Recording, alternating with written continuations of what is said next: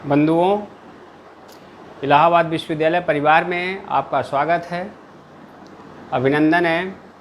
हम लोगों ने अभी तक व्याकरण के क्षेत्र में किस प्रकार से शब्दों में सृजन की शक्ति होती है, उपसर्ग, जैसा कि नाम से स्पष्ट है कि पास में आकर के शब्दों में सृष्टि कर देना, रचना कर देना, नए नए शब्दों में विशेषता ला देना।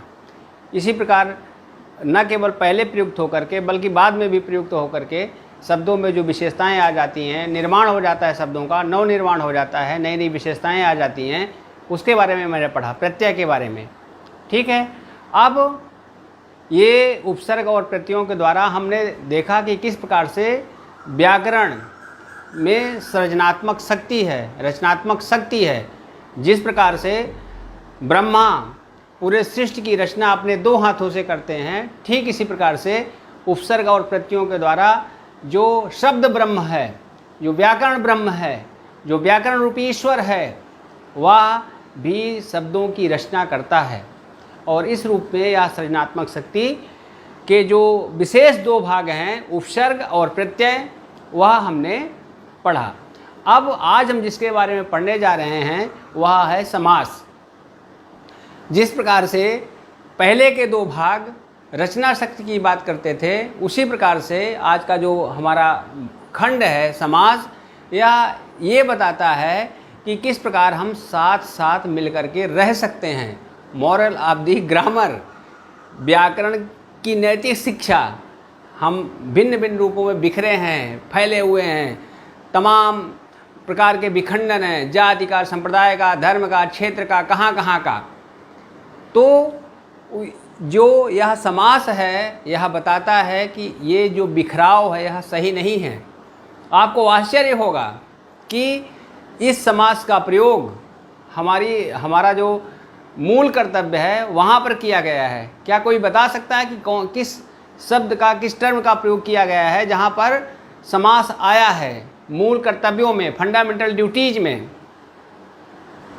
बताइए। हाँ, वहाँ पर हमारे जो मूल कर्तव्य हैं, आप लोगों ने राज्य व्यवस्था में पढ़ा होगा, पॉलिटी में, उसमें है कि संविधान का पालन करें, राष्ट्र की रक्षा करें, राष्ट्रध्वज का आदर करें। उसी में एक यह भी है कि हमारी सामाजिक संस्कृति का अनुपालन करें, सामाजिक संस्कृति का अनुसरण करें। तो सामाजिक संस्कृति क्या बताती है? जो भारत की संस्कृति है, एक तरह से अगर हम कहें कि भारत की संस्कृति एक प्रकार से पूरा जो व्याकरण में समास है उसका मूर्त रूप है। जैसे भिन्न भिन्न प्रकार के देश, भिन्न भिन्न प्रकार की भाषा, भिन्न भिन्न प्रकार के वेश, भिन्न भिन्न प्रकार की जाति, प्रजाति, धर्म, संप्रदाय, पंथ, मत सब इकट्ठा हो गए हैं। ठीक इसी प्रकार से समास में भी भिन्न भिन्न प्रकार के शब्द एक हो जाते हैं। ठीक, जैसे कोई आप एक उदाहरण बताइए समास का जहाँ पर कई शब्द मिलकर के एक हो गए हैं।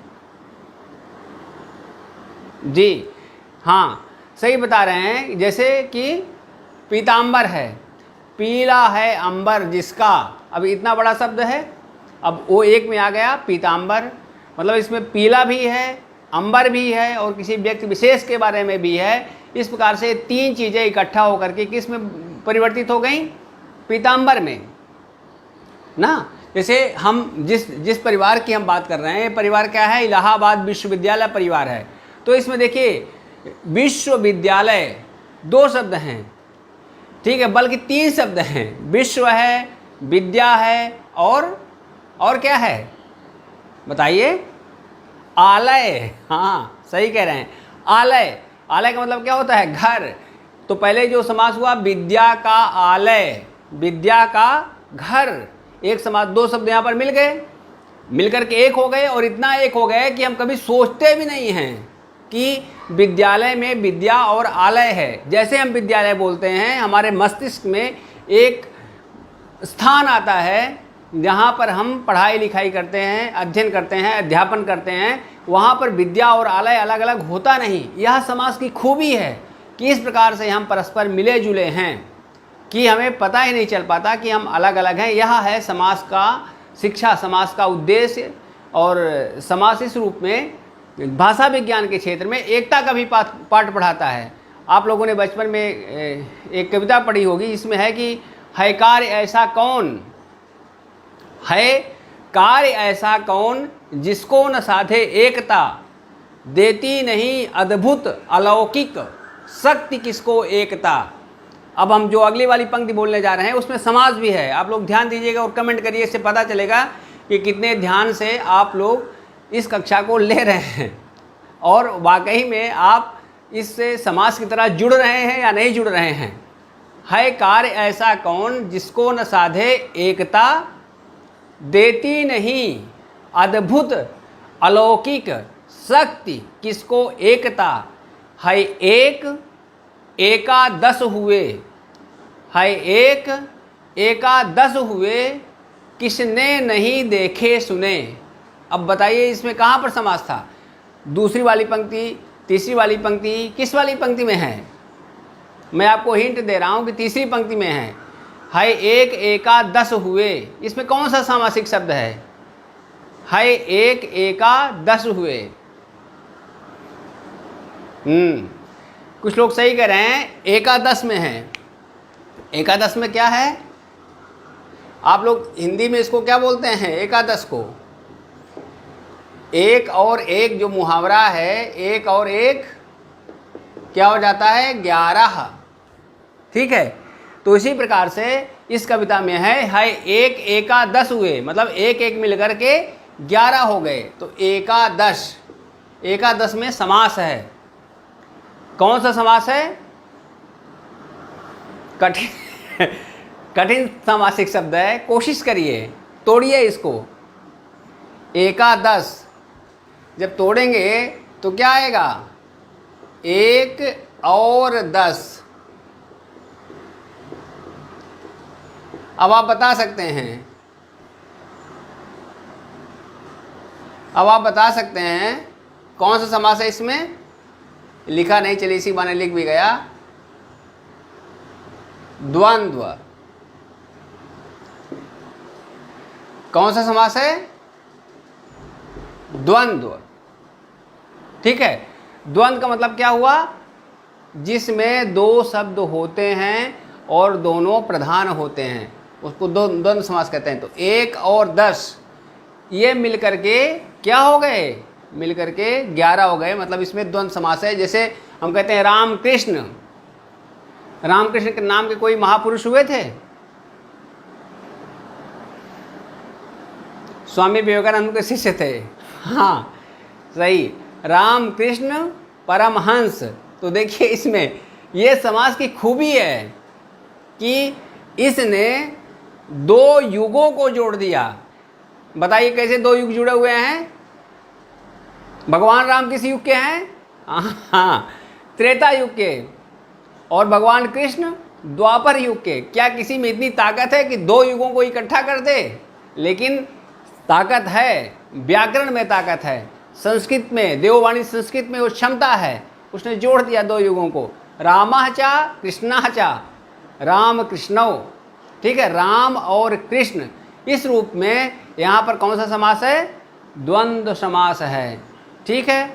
तो इस प्रकार से जो इस कविता के बाद और इन उदाहरणों के माध्यम से मैं ये बताना चाह रहा हूँ कि समास होता क्या है, ठीक है। समास को अगर परिभाषित करेंगे, अगर आपको लिखने के लिए आएगा कहीं मुख्य परीक्षा में या अन्य परीक्षाओं में, समीक्षा अधिकारी की, खंड शिक्षा अधिकारी की परीक्षा में, तो समास की परिभाषा क्या है, समास की परिभाषा और संधि की परिभाषा दोनों में मेल होता है, ठीक है। अब बताइए कि दोनों में अंतर है, एक बेसिक अंतर है। संधि में भी मेल होता है और समास में भी मेल होता है, और वहाँ पर भी एकता स्थापित होती है, यहाँ पर भी एकता स्थापित होती है, लेकिन एक अंतर है जी। संधि जो है वह दो वर्णों का मेल है। संधि में दो वर्ण, वर्ण आप लोग जानते हैं, भाषा की सबसे छोटी इकाई जो होती है, वर्ण के दो विभाजन हैं, क्या है, स्वर है और व्यंजन है। ठीक है, इस पर हम लोग बाद में चर्चा करेंगे। यहाँ पर हम ये बताना चाह रहे हैं कि जो संधि होती है, संधि दो वर्णों का मेल होती है। जैसे हमने अभी विद्यालय की बात की थी, विद्यालय में संधि भी है, समास भी है। विद्या में जो आ शब्द है, आवर्ण और आलय में जो आवर्ण है, दोनों मिलकर के आ हो गए तो क्या बन गया? विद्यालय। ये इसमें और जैसे और है, जैसे दिनेश है। हाँ, दिनेश में क्या है? संधि भी है, समास भी है। बताइए दिनेश में कौन सी संधि है? इसकी सल चिकित्सा करेंगे, सर्जरी करेंगे तो दो शब्द निकल के आएंगे। क्या आएगा? दिन और ईश। तो दिन में जो आ है, ठीक है, दिनेश, दिन और ईश, दिन में आ और ई, ये दोनों मिलकर क्या हो गए? ए हो गए। और यहां पर कौन सी संधि हो गई? गुण संधि। ठीक, ये समास क्यों है? समास इसलिए है, दिनेश का मतलब क्या होता है? दिन का ईश। दिनेश का अर्थ बताइए। हाँ, अधिकांश लोग सही बता रहे हैं, सूर्य। सूर्य होता है दिन का ईश। तो यहां पर दिन का, देखिए कितने शब्द मिल गए? दिन का और ईश, ये तीनों मिलकर के क्या बन गए? क्या बन गया? दिनेश। तो इस रूप में समास की प्रक्रिया के द्वारा, इसके द्वारा हम यह समझ चुके हैं, यह स्पष्ट हो गया है कि समास वह प्रक्रिया है जिसमें दो या दो से अधिक शब्द मिल करके एक हो जाते हैं। ठीक है, और संधि क्या है? जिसमें दो या दो से अधिक वर्ण मिल करके एक हो जाते हैं और फिर उनके रूप में भी परिवर्तन हो जाता है। ठीक है, यह है समास की परिभाषा। ठीक है, क्लियर हो गया? समास और संधि में कभी कभी साक्षात्कार में जिनका हिंदी है विषय या जिनका संस्कृत विषय है, जब आप इंटरव्यू दे रहे होते हैं, चाहे वो अध्यापक का हो, चाहे संघ लोक सेवा आयोग का हो या उत्तर राज्य लोक सेवा आयोग का हो, वहाँ पर ये चीज़ पूछ ली जाती है कि संधि और समास में अंतर क्या है। अंतर यही है कि संधि दो वर्णों के मेल से होती है और समास दो शब्दों के मेल से बनता है। ठीक है, कभी कभी विलोम भी पूछा जाता है, तो संधि का जो विलोम होता है वो क्या होता है? विग्रह होता है। समास का भी विग्रह होता है। दोनों में शब्दों को हम अलग किए जाते हैं। कभी कभी समास का व्यास भी हो जाता है। ठीक है, ये चीज़ें हैं। अब हम इस पर आते हैं कि वस्तुतः यह जो समास है यह कितने रूपों में है, कितने प्रकार का है। ठीक है, इसके संदर्भ में एक संस्कृत में बहुत अच्छा श्लोक है। उस श्लोक के माध्यम से पूरे समास के प्रकार बता दिए गए हैं और वह समास का प्रकार भी बता रहा है और एक व्यक्ति की कहानी भी कह रहा है। कहानी क्या है? वो श्लोक जो है उसको पहले सुनिए और लुत्फ उठाइए संस्कृत भाषा की महत्ता का। उसमें कवि जो है वह समास के प्रकारों के साथ साथ अपने घर की स्थिति का भी बयान कर रहा है, अपने घर की हालत को भी बयान कर रहा है, अपने घर की स्थिति को भी बता रहा है। कह रहा है द्वंद्वो अहम दिगुरपि मद गेहे सततम अव्ययी भावः। ठीक है, तत्पुरुषम कुरु कर्म धारय एनाहम श्याम बहुव्रीहि। ठीक है, अब देखिए द्वंद्वो हम, द्वंद्व में दो लोग हैं, दो लोग के रूप में कौन ले सकता है? द्वंद्वो हम मतलब दो लोग हैं, दंपति, पति पत्नी, कवि महोदय हैं और उनकी पत्नी हैं, द्वंद्वो हम। फिर दिगुरपि, एक तीसरा भी है। ठीक है, दिगु माने संख्या।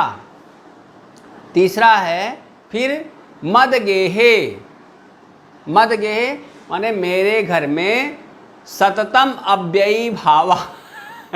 अव्ययी भाव का मतलब क्या होता है? देखिए जो अव्ययी भाव है इसमें आप पढ़ेंगे देखेंगे,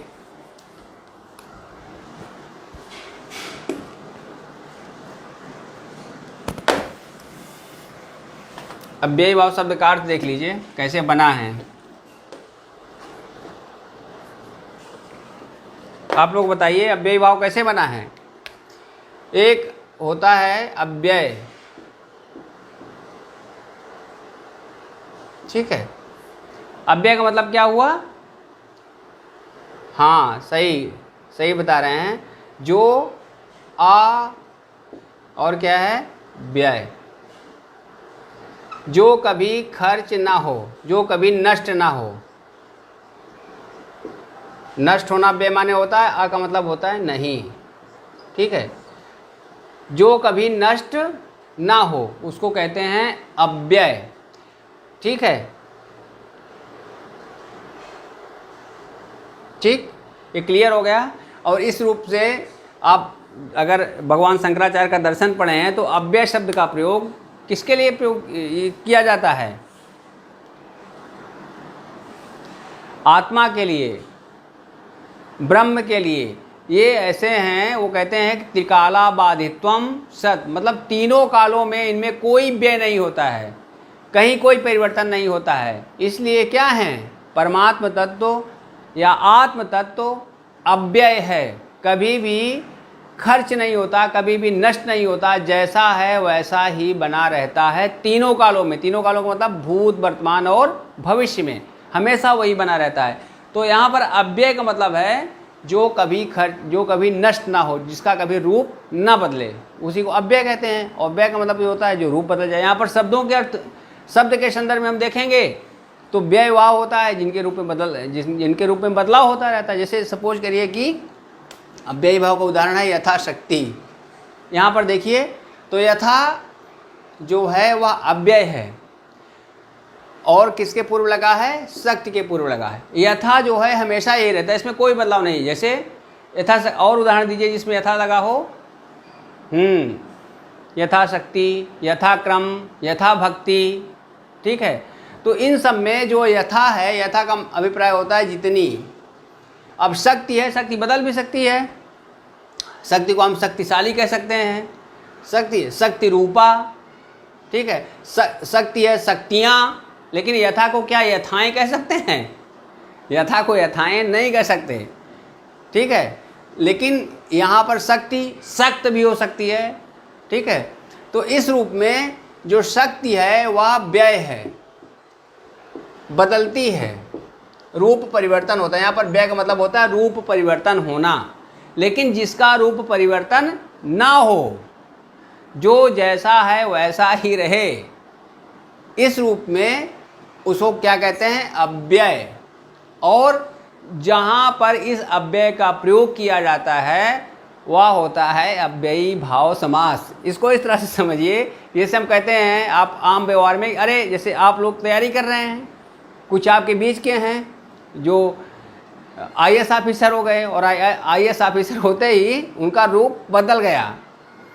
पहले आपके लंगोटिया यार थे, बिल्कुल साथ में सारी चीज़ें पारदर्शी व्यवस्था के तहत एक दूसरे से घुली मिली थी, लेकिन अलग हो गए। लेकिन कुछ लोग ऐसे हैं, जैसे हमारा इलाहाबाद विश्वविद्यालय का परिवार है, ये क्या है? अव्यय है। चाहे आप ऊपर बैठे हों, प्रमुख सचिव के स्तर पर बैठे हों, या बहुत ही नीचे की सर्विस में हों, लेकिन अगर एक परिवार से जुड़े हैं तो जो जुड़ाव का भाव है, यह जुड़ाव का भाव क्या है? अव्यय है, यह बदला नहीं है। इस रूप में जो अव्यय पद है यह भी बताता है कि जो हरिश्चंद्र के बारे में कहा जाता है कि चंद्र टरे, चंद्र की स्थिति बदल सकती है, सूर्य की स्थिति बदल सकती है। चंद्र टरे क्या है? पूरा दोहा, चंद्र टरे सूरज टरे, टरे जगत व्यवहार, पर दृढ़ व्रत श्री हरिश्चंद्र को टरे न सत्य विचार, है ना। तो इस प्रकार से जो अव्यय है भी टरता ये अभी टरता नहीं है, हटता नहीं है, जैसा है वैसा ही रहता है। इसीलिए इसका नाम क्या है? अव्ययी भाव समास है। और इसकी विशेषता क्या होती है कि देखिए जो नहीं बदलेगा, जो नहीं हटेगा, जो जैसा है वैसा ही रहेगा, वह पहले आएगा, उसका नाम पहले लिया जाएगा। जैसे हम अभी हरिश्चंद्र का नाम ले रहे थे, मतलब जो अपने स्थान से अचल अडिग रहेगा वह पहले प्रयुक्त भी होगा, उसका नाम भी पहले लिया जाएगा। इसलिए क्या हो गया अव्ययी भाव में, और वही प्रधान भी होगा, वही मुख्य भी होगा। तो इस प्रकार से देखिए तीनों विशेषताएं अव्ययी भाव समास की यहाँ पर आ गई। पहली विशेषता क्या है कि इसमें अव्यय पद प्रधान होता है। ठीक है, मतलब प्रधान का मतलब जो भारत देश में रहता है वो प्रधान का मतलब तो जानता ही होगा, नीचे से लेके, अभी प्रधान का इलेक्शन हुआ है, प्रधान से लेके प्रधानमंत्री तक प्रधान होता है, मतलब ठीक कह रहे हैं, मुख्य होता है, main feature of the stage कह सकते हैं, main feature of the society कह सकते हैं, main feature of the community कह सकते हैं। वो जहाँ है उसका जो है मेन फीचर है, मुख्य है, मुखिया है। ठीक है, तो वहाँ पर अव्यय पद प्रधान होता है। ठीक, और प्रधान होगा तो पहले प्रयुक्त होगा, पहले चलेगा, पहले आएगा, है ना। जैसे राजा और प्रजा है तो कौन प्रधान है इसमें? राजा प्रधान है तो राजा पहले चलेगा, उसके बाद पीछे पीछे प्रजा चलेगी। ठीक इसी प्रकार से अव्यय प्रधान है तो पहले चल रहा है, इसलिए उसका प्रयोग पहले होगा। ठीक है, और जो उसके साथ दूसरा होगा वो क्या होगा? गौड़ होगा। तो अव्यय पद यहाँ पर राजा होता है और उसके साथ जो लगा होता है वो प्रजा होती है। ठीक है, जैसे यथाशक्ति। और कोई बताइए, कुछ उदाहरण बताइए आप लोग। जैसे प्रतिदिन। ठीक है, तो अब इसमें प्रति क्या है? अव्यय है, और इसी से बना हुआ प्रति से कोई बनाइए जी। सही कह रहे हैं, प्रतिक्रिया, प्रतिकार। ठीक है, और जब आप इंटरव्यू देने जाएंगे तो वहाँ पर क्या होगा? प्रत्युत्पन्नमति। तो प्रति, तो ये सारे के सारे जो प्रति है यह जैसा है वैसा ही, इसके रूप में कोई बदलाव नहीं हो रहा है, इसलिए इसको क्या बोलते हैं? अव्ययी भाव समास कहते हैं। ठीक, अब उसके बाद फिर दूसरा क्या है? दूसरा यहाँ पर छूट गया था, दूसरा क्या है? चलिए तत्पुरुष ठीक लिखा, चलिए तत्पुरुष ही रहने देते हैं। दूसरा है तत्पुरुष। ठीक है, ठीक। अब इसमें क्या है? तत्, तत्, तत्, तत् का अभिप्राय क्या है? उसका।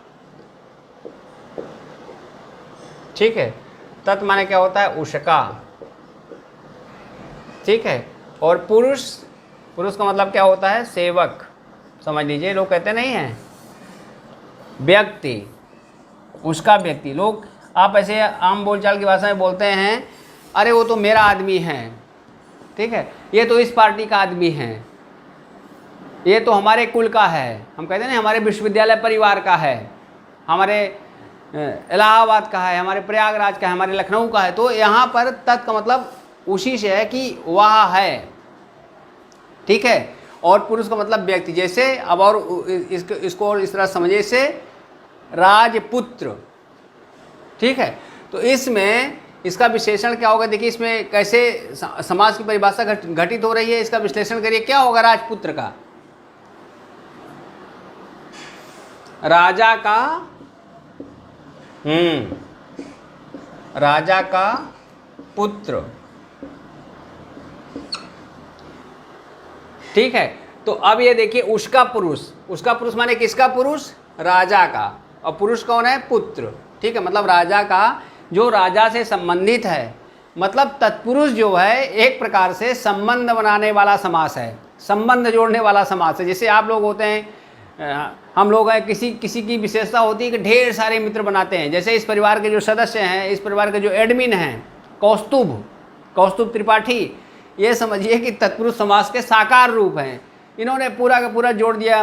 जुडिशियल क्लासेज, सिविल सर्विसेज की क्लासेज, मेडिकल हेल्प ग्रुप, पूरा का पूरा इन्होंने एक बहुत बड़ा परिवार खड़ा कर लिया है। तो इस रूप में ये क्या है, तत्पुरुष के सिंबल ऑफ तत्पुरुष, तत्पुरुष के साकार रूप हैं। तो इस रूप में तत्पुरुष क्या होता है, संबंध बनाने वाला होता है। तो जितने भी प्रकार के संबंध बन सकते हैं उतने प्रकार के तत्पुरुष समास भी हो सकते हैं। ठीक है, जैसे कर्म से संबंध होते हैं। जैसे सपोज करिए कि जो किसी काम के लिए किसी काम के लिए है, करण के लिए है। करण का मतलब क्या होता है, उपकरण। जैसे इस प्रकार से समझिए कि जितनी प्रकार की विभक्तियाँ, जैसे कर्म की है, करण की है, ठीक है, और किसकी हैं, संप्रदान देने के लिए है, ठीक है, अपादान अलग में होता है। तो ये समझिए कि जितनी भी प्रकार की विभक्तियां हैं उतने प्रकार के तत्पुरुष समास भी हैं। जैसे कि जैसे कि लिखने के लिए कलम है, ठीक है, या देने के लिए धन है, गाय देने के लिए तो क्या हो जाएगी, गोधन, गो रूपी धन, जिसको क्या किया जाना है, दिया जाना है। या जैसे हमने अभी राजपुरुष का उदाहरण दिया। अच्छा, इसमें राजपुत्र में एक चीज़ और बताइए कि जैसे राजपुत्र है तो इसका जो तद्भव है, राजपुत्र तत्सम है, राजपुत्र का जो तद्भव है वो क्या होगा,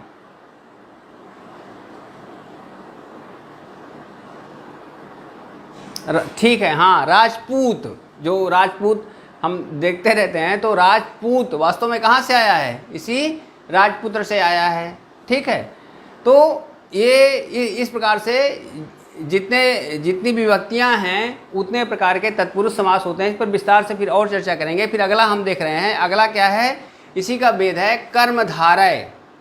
ठीक है, कर्मधारय का मतलब होता है कर्म को धारण करना। भी वो वाला श्लोक पूरा हमको लगता नहीं हो पाया था, उसमें क्या था, द्वंद्व, हम दो हैं, तीन बच्चे के रूप में तीन हैं। उसके बाद फिर क्या है, मद गेहे सततम, मेरे घर में हमेशा अव्ययी भाव, मतलब कभी भी कोई चीज़ खर्च नहीं होती है।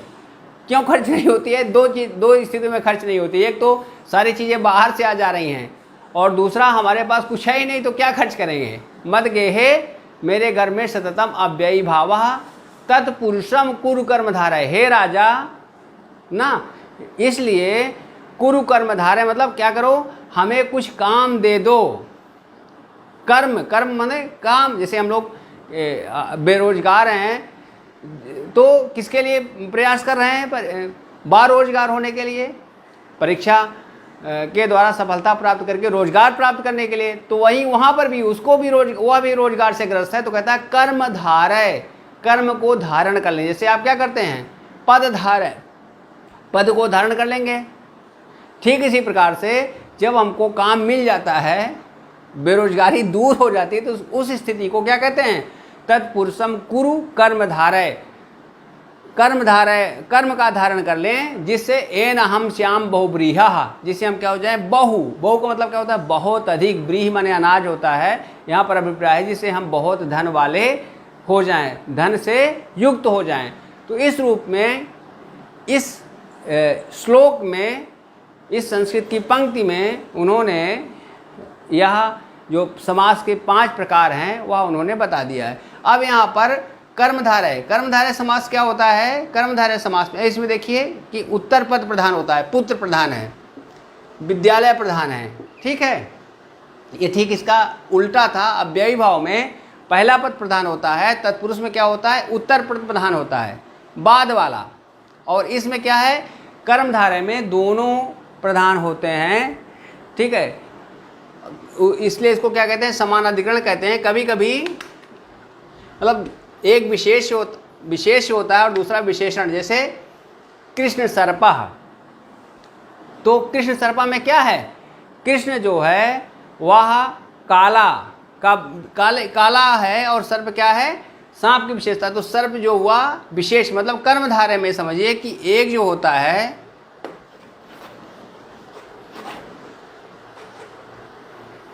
विशेष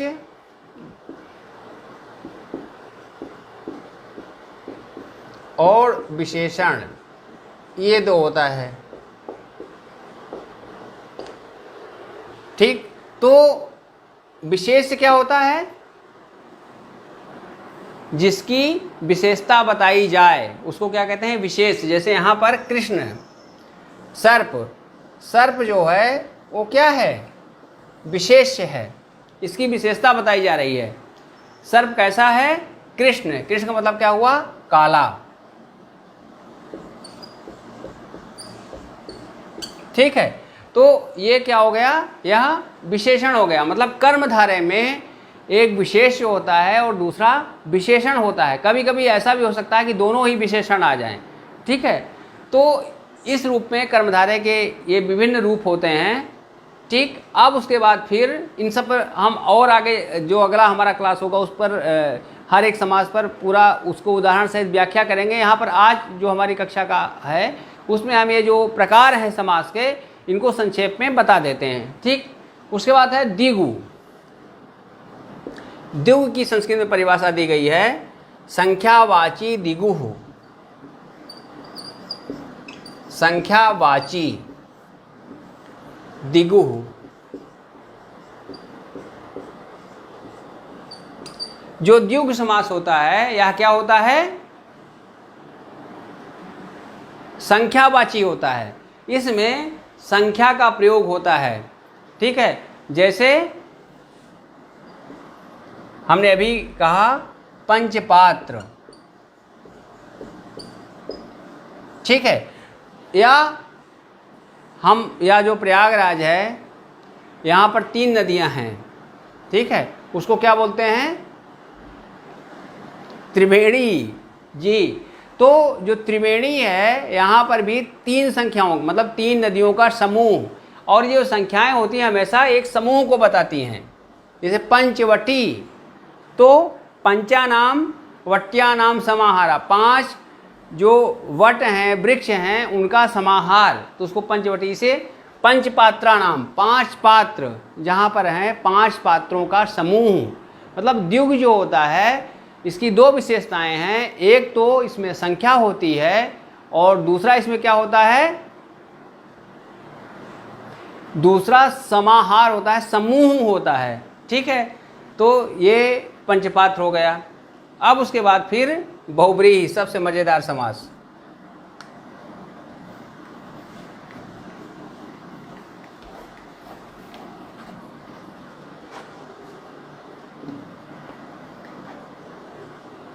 ठीक है, बहु, जैसे इसका नाम ये बहु का मतलब क्या होता है? अनेक। ठीक है, ब्रीहि बताए थे आपको। ब्रीहि माने सामान्य रूप से क्या होता है? ब्रीहि का अर्थ क्या होता है? अनाज होता है। ब्रीहि का अर्थ अनाज होता है। तो जहाँ पर ढेर सारा अनाज हो, देखिए इसके नाम से ही पता चल जा रहा है कि कुछ नया अर्थ बताने वाला है। मतलब इसमें जो शब्द मिलते हैं उन शब्दों से अलग हट करके एक विशिष्ट अर्थ होता है। ठीक है, जैसे कि लंबोदर।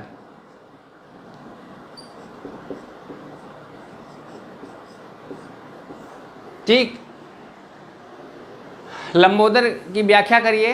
व्याख्या क्या करिए? अलग अलग करिए। क्या इसका होगा? लंबा है उदर जिसका। उदर का मतलब क्या होता है? पेट।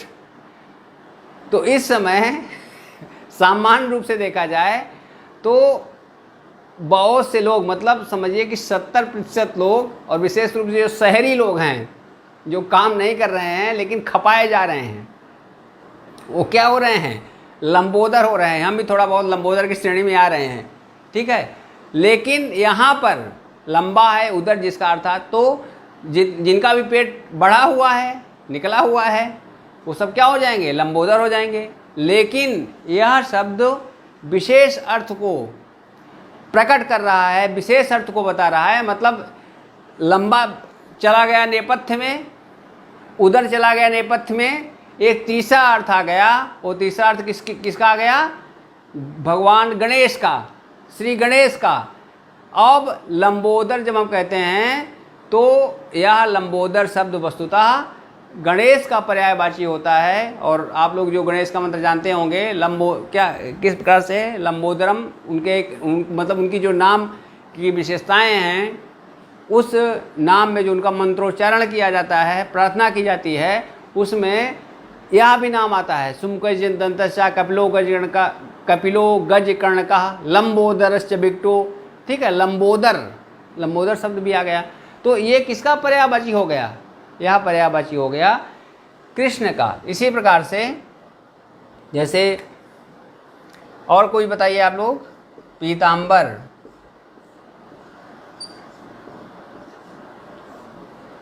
ठीक, पीतांबर। अगर यह इसमें पीतांबर में कर्मधारय समास भी हो सकता है। अगर अंबर की विशेषता बताएगा, ठीक, कि पीला अंबर, पीला वस्त्र, तो क्या हो जाएगा? कर्मधारय हो जाएगा। लेकिन अगर इसका विश्लेषण, इसका विग्रह इस रूप में किया गया कि पीला है अंबर जिसका,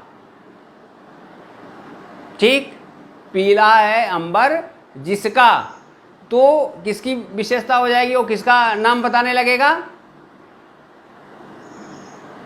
जी, भगवान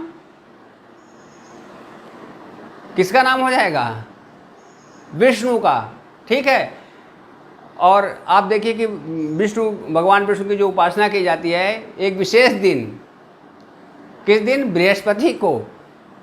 तो उस दिन लोग क्या करते हैं? पीला वस्त्र धारण करते हैं, पीला चंदन लगाते हैं, यहाँ तक कि पीला भोजन में चने की दाल या इस प्रकार से खाते हैं।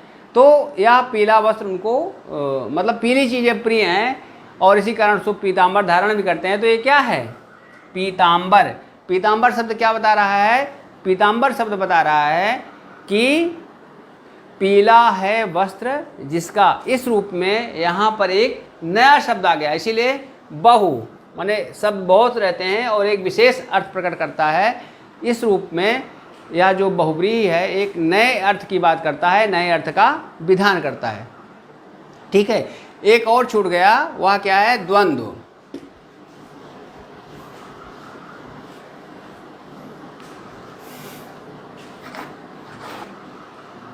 द्वंद्व समास।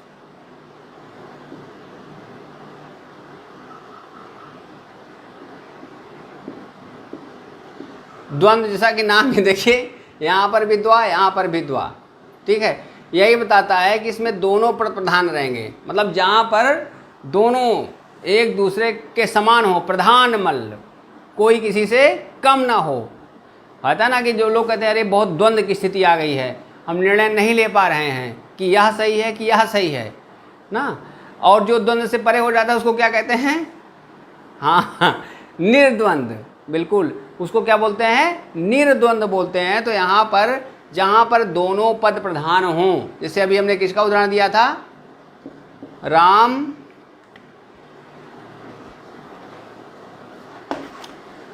रामकृष्ण परमहंस का। ठीक है। तो इसमें क्या है? राम कृष्ण, राम और कृष्ण। इसमें क्या होता है? दोनों पद प्रधान होते हैं, मतलब प्रथम पद और उत्तर पद दोनों पद प्रधान होते हैं और दोनों मिल करके एक हो जाते हैं। और इस प्रकार से जहाँ जो शब्द जुड़ते हैं उसको क्या बोलते हैं? द्वंद्व बोलते हैं। संस्कृत में एक बहुत अच्छी परिभाषा इसकी दी गई है, चा अर्थे द्वंद्वः। कहा गया है चा अर्थे मिला है, चार्थे द्वंद्वः। ठीक है। मतलब जो द्वंद्व होता है वह चा के अर्थ में होता है, और के अर्थ में।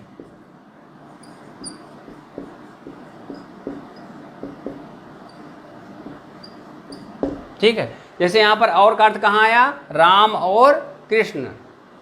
तो इस रूप में हमने देखा कि ये जो समास के ये 5 प्रकार हैं, हमने इनको देखा। अब इन सब का जो हमारा कल का क्लास होगा, सभी जो समास हैं, इन समास का जो प्रकार है, जैसे अव्ययी भाव है, अव्ययी भाव के कितने प्रकार हो सकते हैं, फिर तत्पुरुष समास है, तत्पुरुष समास के जो प्रकार हैं और जो उनके उदाहरण हैं, इन पर चर्चा होगी और विभिन्न परीक्षाओं में इससे संबंधित जो प्रश्न पूछे गए हैं उनके उदाहरण सहित उनकी व्याख्या की जाएगी।